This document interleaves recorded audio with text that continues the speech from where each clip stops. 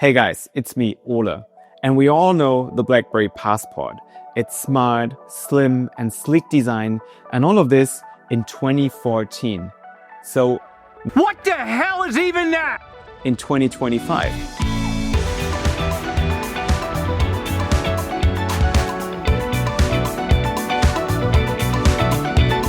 This is the Unihertz Titan 2, and I know there have been a couple of reviews already, but I just got my hands on one, and this is actually a friend's device, and he's allowed me to use it for a week, and I wanted to share my opinions on it. Unihertz has a history of creating quirky but interesting smartphones, and there have been the Unihertz Titan 1, the Titan Slim, the Titan Pocket, and all of those featured a physical keyboard. But in the past, the keyboard has never really been all that good, and there have been a lot of complaints. And I think they tried to change that with the Titan 2, and it did. So when you look at the Titan 2, it is kind of an odd-looking BlackBerry Passport. And more than that, it is kind of strange. It is big, it is thick, bulky, and it looks more like a prototype device to test parts.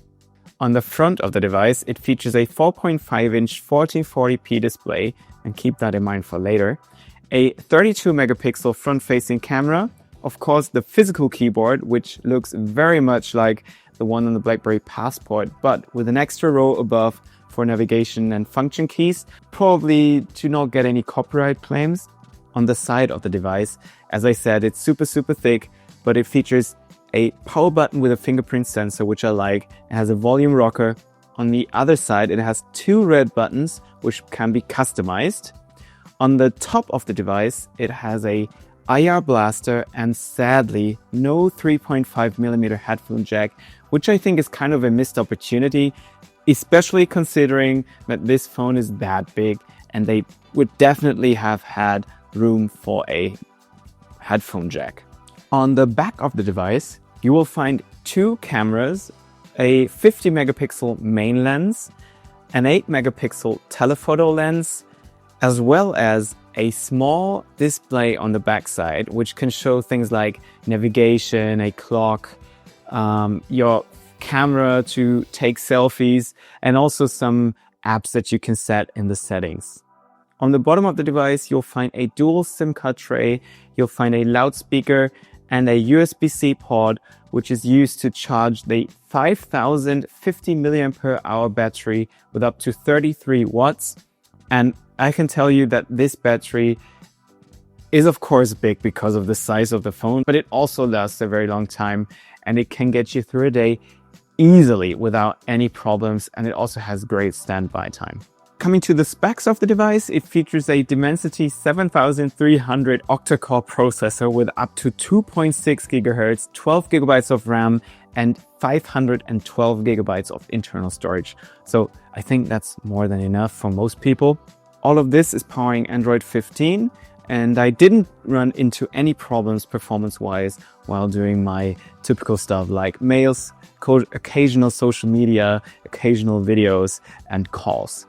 If you check the BlackBerry Passport and the Titan 2, put them next to each other, you might see some very similar displays. Same specs, same size, same speaker cutout, and same camera hole.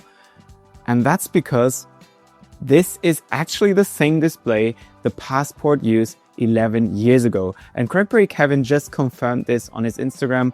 They probably bought some leftover stock to repurpose it on the Unihertz Titan 2. That said, the screen is completely usable. It's very sharp. It's very nice. Of course, compared to modern smartphones that use AMOLED and 120 Hertz, it's nothing special. It's okay to look at. But if you consider the pricing of this device, which was 279 euros, I think, when it was launched on Kickstarter, and it's now $380 on their page to pre-order, I think it's totally okay, and you shouldn't expect more. The keyboard of the Titan 2 really surprised me. It's very clicky, nice to use, has nice feedback, and I had no issues whatsoever typing-wise. I don't really like the navigation row above the keyboard. It's kind of awkward because the alt placement and function key is on the right, and it just doesn't feel natural while you're using it because the BlackBerry Classic and so on had it on the bottom left. So there's that. It's also touch sensitive, so you can double tap and swipe to use the cursor. Supposedly, it's also capable of using it to scroll through websites, but I couldn't get that to work. Kind of, maybe that's just user error.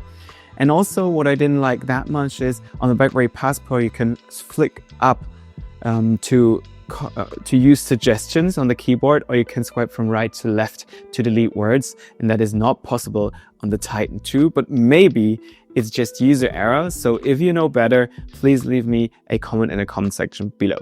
While its build quality doesn't feel bad and it's using an aluminum frame around the phone, it does make it very uncomfortable to hold because the edges are very sharp, and if you use it for a long time, it's not very comfortable.